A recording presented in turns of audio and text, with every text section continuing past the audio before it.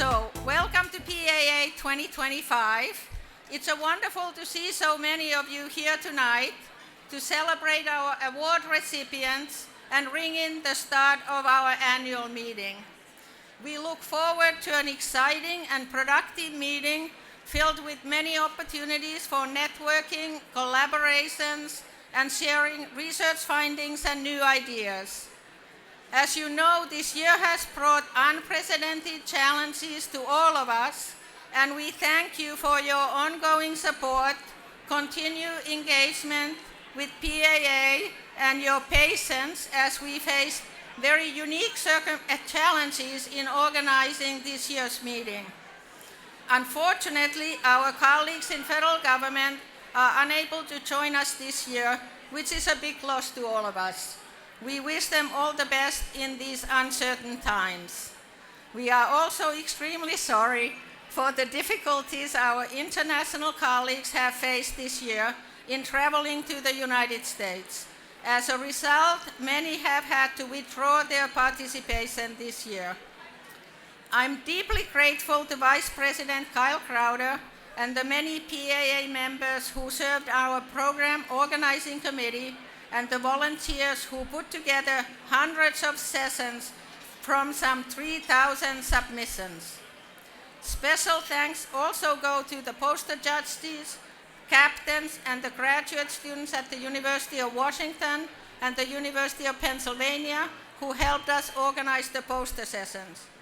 We also want to take a moment to recognize the exceptional work of our PAA staff, without whom this meeting would not be possible.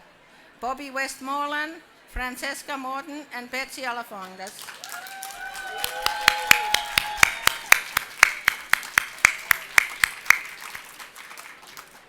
We also need to give special shout out to Mary Jo Mitchell, Director of our Government Affairs for PAA and APC, who organized a very successful Advocacy Day today with the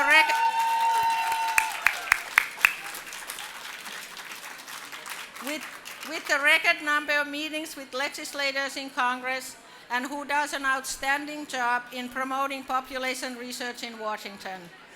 We also owe thanks to past President Jennifer Glass and past Vice President Susan Brown, who passed their wisdom to us from last year's meeting and helped with the leadership transition.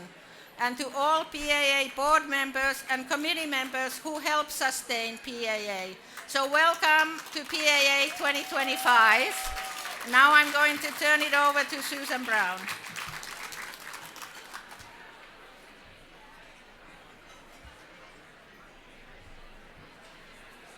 Good evening, everyone. Welcome to PAA 2025. Organizing the annual meeting takes a lot of hard work throughout the year.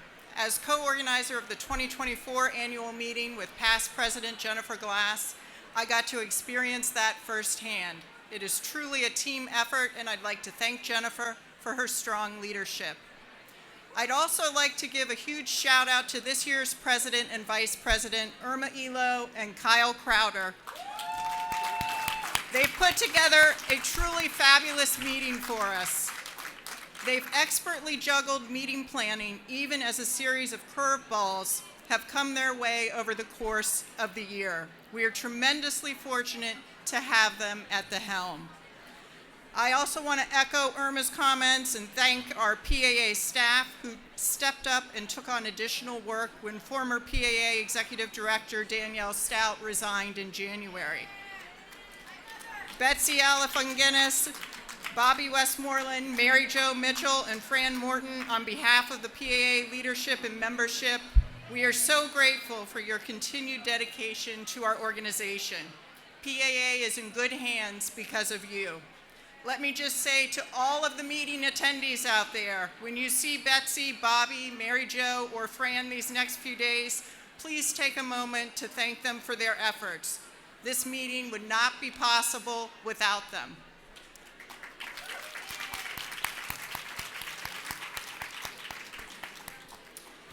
Now, some of you might be wondering why the awards are happening tonight.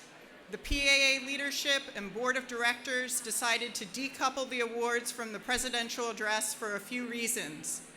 First, the original format was growing rather long. By breaking up the events, we'll have adequate time for both. The presidential address will be delivered by PAA past President Jennifer Glass on Saturday afternoon from 12:30 to 1:30 p.m. in Marquee Salons 5 through 10. Second, we wanted to announce the award winners at the beginning of the annual meeting so colleagues could congratulate them throughout the meeting. The welcoming reception provides a festive atmosphere for celebrating the achievements of our award recipients. So without further ado, let's get started. I am pleased to invite PAA Government Affairs Director Mary Jo Mitchell to the podium to announce the recipients of this year's Excellence in Public Service Awards.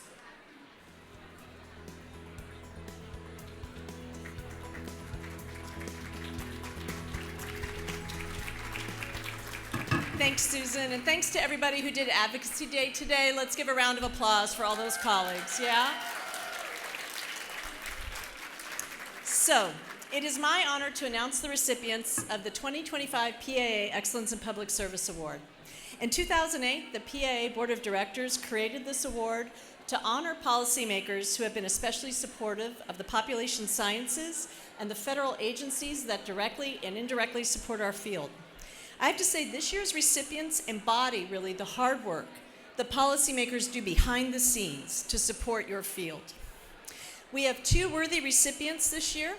Our first recipient is Ms. Annika Christensen, professional staff member, Senate Homeland Security and Government Affairs Committee. Although Annika has worked on Capitol Hill in a variety of positions since 2014, PAA has worked most closely with her, especially on census-related issues, since she came to work for Senator Gary Peters, former chair and now ranking Democratic member on the Senate Homeland Security and Government Affairs Committee. The awards committee selected Annika in recognition of her long-standing commitment to protecting the integrity of the federal statistical system, especially the U.S. Census Bureau. She's been raising awareness about the Census Bureau's funding needs, and she's also been addressing serious policy issues that I know you care about, including the possible inclusion of an untested citizenship question on the 2020 census. And most recently, Annika stepped up when we saw federal data being removed from federal websites. We also want to recognize Annika because she's one of those staffers on Capitol Hill who consistently engages with data users. She listens to you, she tells it like it is, and she responds to us in a fair, helpful manner. Annika's with us tonight, so I'd like you to please join me in congratulating Ms. Annika Christensen.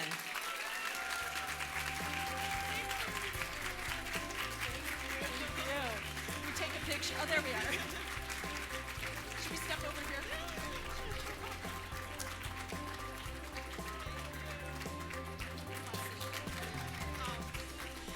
Thank you. Oh, wow. Thank you all. I just want to thank you for all the work you do. And I'm not usually the person with the microphone. That's usually my boss, Senator Peters. But we're all the behind-the-scenes people who do the great work here. And you do the most. So thank you again.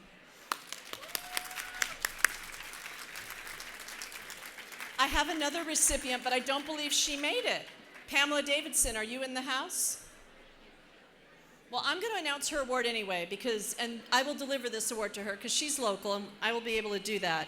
But our next recipient is someone many of you may not have heard of, but we've been working with for a long time. Dr. Pamela Davidson is the Assistant Director of the U.S. Government Accountability Office. Pamela was selected in recognition of her tireless efforts to support the Government Accountability PAA Briefing Series. Since 2011, Pamela has been working with my office to sponsor an annual briefing series in which population scientists have presented to literally hundreds of professional GAO staff, and this is the investigative arm of Congress, you guys, on a variety of timely, policy-relevant topics. This briefing series has provided an opportunity to not only educate our field about the consequential work that the GAO conducts, but also to facilitate opportunities for us to collaborate, share data, scientific findings, and other resources. We also selected Pamela because she's been a terrific mentor, speaking to not only numerous panels at PA meetings, but also working with the U.S. Policy Communications Fellows. So even though she's not here, please join me in a round of applause for Dr. Pamela Davidson.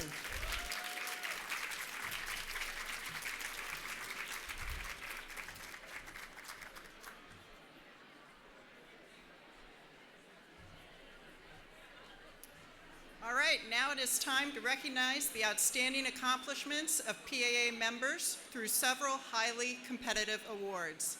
It is my pleasure to invite Vice President-elect Sarah Burgard to the stage. She is the chair of the Dorothy S. Thomas Award Committee.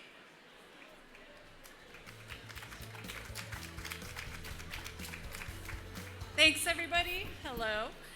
The Dorothy Thomas Award is given every year in honor of the best graduate paper on the interrelationships among social, economic, and demographic variables. And this year's winning paper is titled Early Life Infectious Disease Exposure, the Hygiene Hypothesis and Lifespan, Evidence from Hookworm. So the rise of modern sanitation and the reduction of infectious diseases has been implicated in increasing levels of allergy and immune dysregulation termed the hygiene hypothesis. And this study leverages really creative quasi-experimental variation from combining pre-campaign hookworm exposure with the Rockefeller Sanitary Commission's deworming campaign in the early 20th century in the United States to examine the impacts of childhood hookworm exposure on adult lifespan and on morbidity.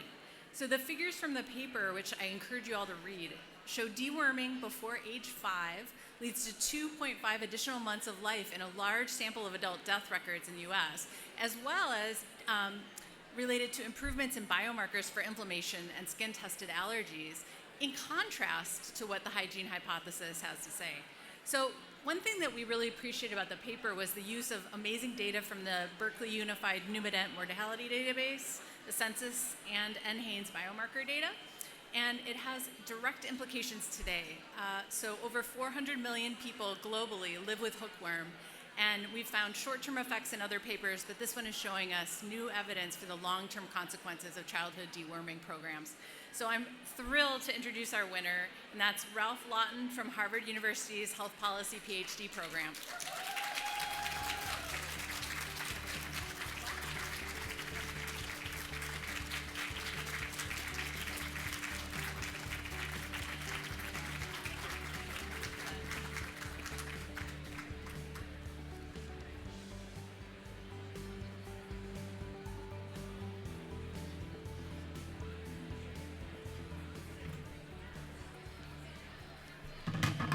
I'm going to be loud.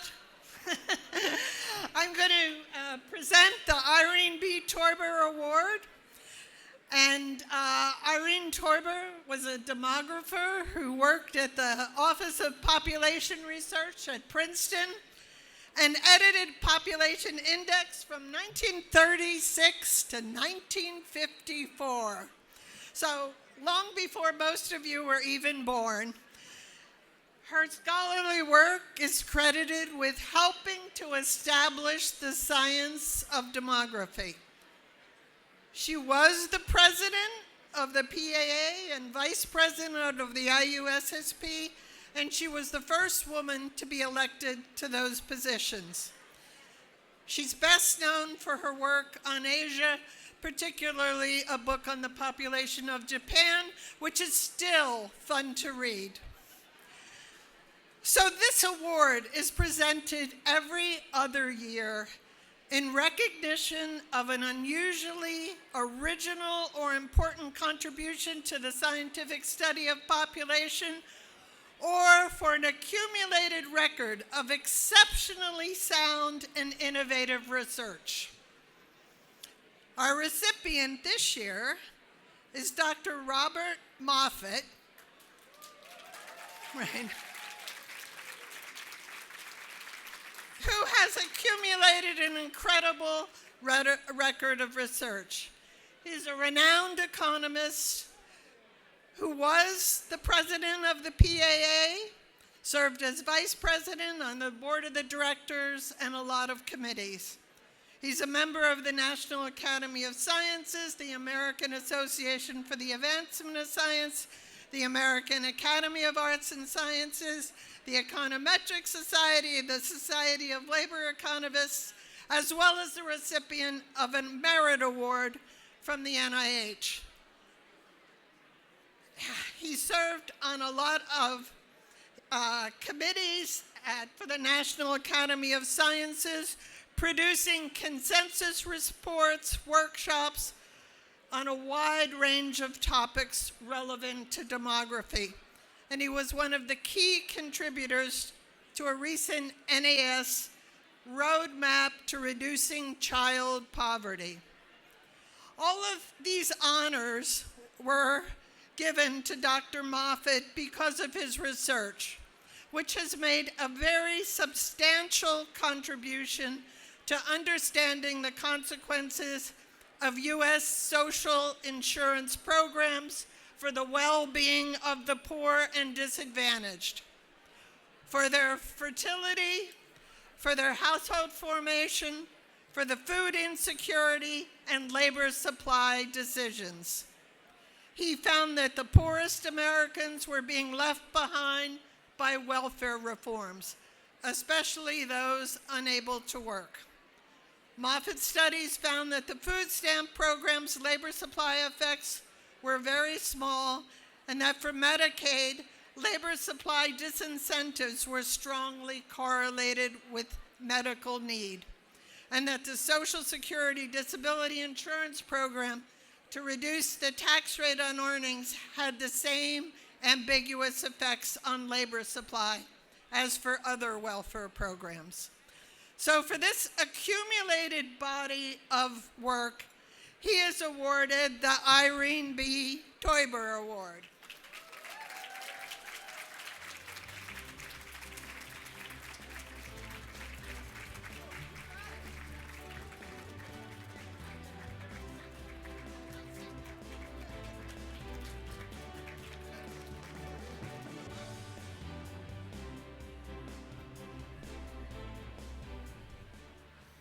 I have here Irene Teuber's magnum opus, The Population of Japan, 400 pages.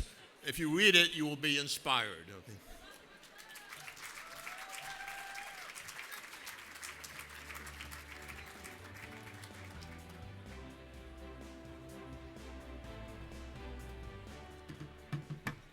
Good evening. I'm Jennifer Schuba, the Population Reference Bureau, and I'm happy to be chairing the 2025 LAPM Award Committee.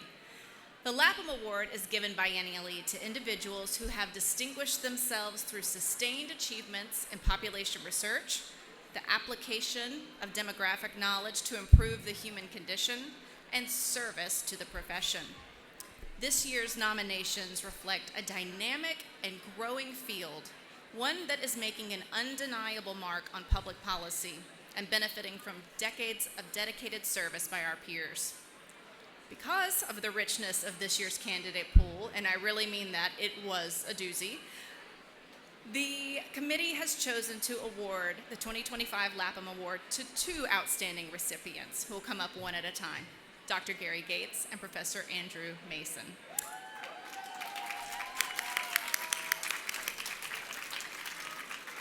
Dr. Gates' work to conceptualize and collect data on the LGBTQ+ population exemplifies demographic innovation. While his path in demography has been somewhat untraditional, the committee agreed that his efforts to tell the story of this important population represent a paradigm shift in the field. One nomination letter put it, "His scholarship has ignited the field and made demography the centerpiece of LGBTQ+ focused research. Gary sowed the seeds from which has sprouted a vibrant meadow of related work on health and well-being, migration, and more." As the letter concluded, his relentless advocacy for better data has yielded marked improvement in the collection of high-quality sexual minority and gender identity data. It has transformed the field of demography and positively influenced the lives of countless individuals. Congratulations, Dr. Gates.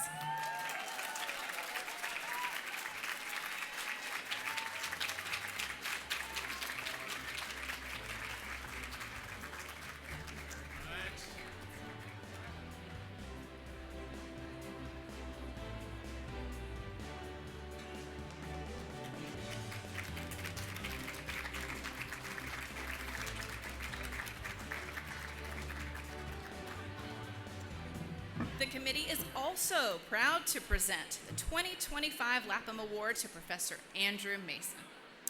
His work in partnership with Ron Lee to develop the National Transfer Accounts Framework is unparalleled in its international reach.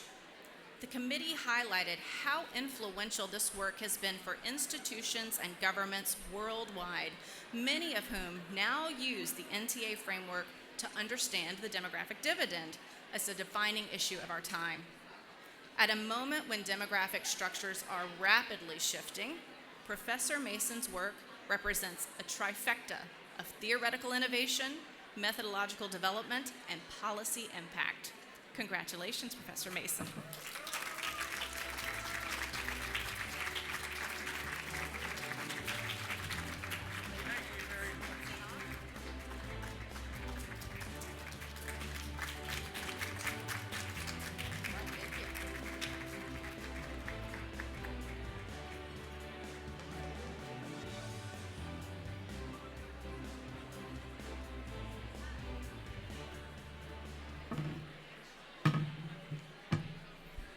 Good evening. My name is Sophia Che, and I'm from the University of Montreal. I'm honored to present this year's Harriet B. Presser Award on behalf of Dr. Jonelle Sparks, who chaired the selection committee but couldn't be here today. The Harriet B. Presser Award is presented every 2 years to recognize a record of sustained research contributions to the study of gender and demography. This year, the committee received several outstanding nominations. And after careful deliberation, we selected as the 2025 award recipient Dr. Sonalde Desai from the University of Maryland, College Park. Dr. Desai has had a long and exceptionally productive career at the intersection of gender and demography, with a particular focus on India. Her research has been both prolific and path-breaking, shedding light on issues such as women's empowerment, education, and employment. Among her many achievements, Dr. Desai's leadership in developing the India Human Development Survey stands out. This survey is India's only nationally representative longitudinal panel survey. And since its launch in 2004, it has become an important resource for the global research community, with more than 13,000 users and over 110 publications, many of which are focused on gender. Beyond her scholarship, Dr. Desai has played a pivotal role in bridging research, policy, and public discourse. She is frequently cited in the media, has written widely for popular outlets, and has served on advisory committees for the Census of India, the Reserve Bank of India, as well as the National Academy of Sciences. Most recently, she served as president of PAA and was named a fellow of the American Association for the Academy of Science, for the Advancement of Science. At the University of Maryland, Dr. Desai founded the Center for Population, Gender, and Social Inequality. She received the Dean's Medal for Meritorious Service to the college and was named Distinguished University Professor, one of the university's highest honors. She has also mentored countless graduate students, postdoctoral fellows, and early career colleagues. In short, Dr. Desai exemplifies the spirit of the Harriet B. Presser Award through her deep and sustained commitment to advancing knowledge at the intersection of gender and population. So please join me in warmly congratulating Dr. Sonalde Desai, the 2025 recipient of the Harriet B. Presser Award.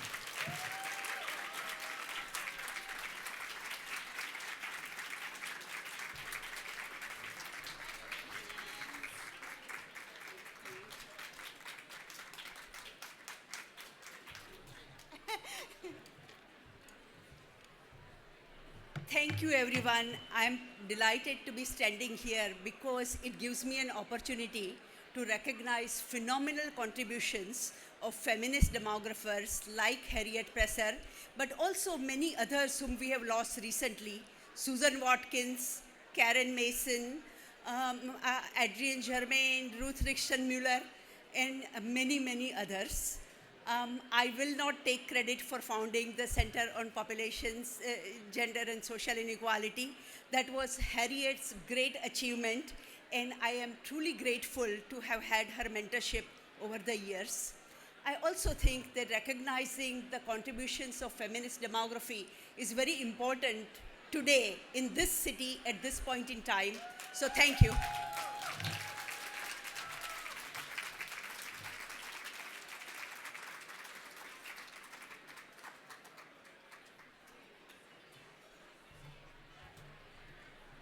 Good evening, everyone. My name is Christy Irving of the University of Texas at Austin, and I have the honor of presenting the last and newest award that PAA will be awarding this year. The recipient of the inaugural Population Association of America's W.E.B. Du Bois Award in Population Science is Dr. Hetty Lee. The James B. Duke, yes, the James B. Duke Distinguished Professor of Sociology at Duke University. The selection committee was impressed by her extensive, innovative research contributions to the study of race and ethnicity and demography, as well as her commitment to producing high-impact, public-facing work that informs policy and practice. Dr. Hetty Lee will formally accept her award in person at next year's PAA conference.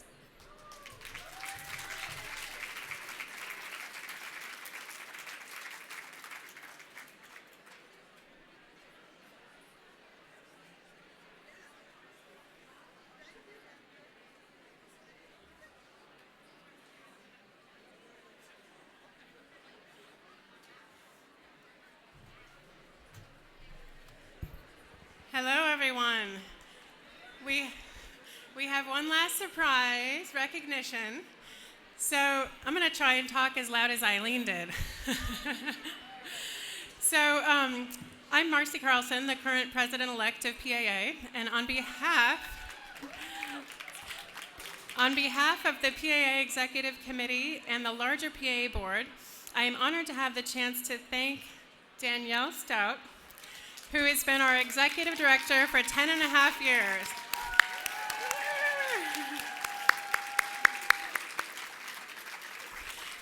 So I have a few words to say, very brief. So come on up, Danielle. So Danielle is a really exceptional leader, as those of you who've worked with her know. She's visionary. She extended the reach of PAA into new domains. And she has a really incredible way of getting things done without drama or stress. And she always had a steady hand in minding the many components of being the PAA Executive Director. So you have so many wonderful qualities, including always being calm, kind, humble, and flexible, yet also determined when something needs to happen. And you've been such a great mentor to the PAA staff, and you set a tone in the PAA office that really valued work-life balance as much as possible. And also, a shout out to your daughters, who I think are here, Elise and Charlotte, sorry, to see their mother. So you are so greatly missed in your role. It's hard to imagine filling the shoes that you have and that we have to find a new executive director. And yet, with that, we are so grateful for all that you have done. So, sincere thanks for all that you have done for PAA. We're so excited for your next steps, and we can't wait to keep in touch. So, thank you, Danielle, for everything.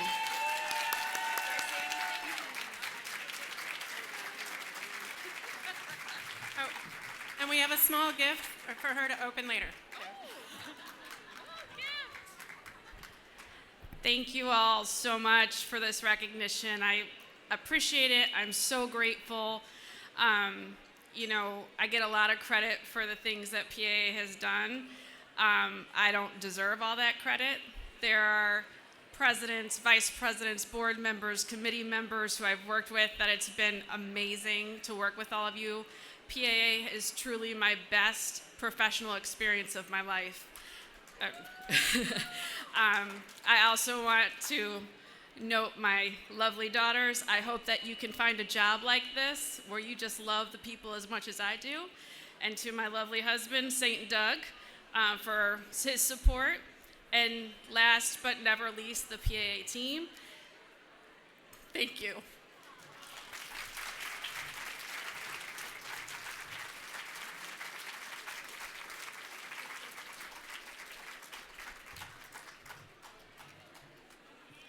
Thank you, everyone, for attending tonight's award ceremony. Let's give one more round of applause to all of our award recipients. Huge kudos to all. I hope that everybody has a rewarding conference experience with time to reconnect with existing colleagues and to make new connections. We look forward to seeing you at Saturday's presidential address and Sunday morning's membership meeting. Now, enjoy the karaoke. Thank you.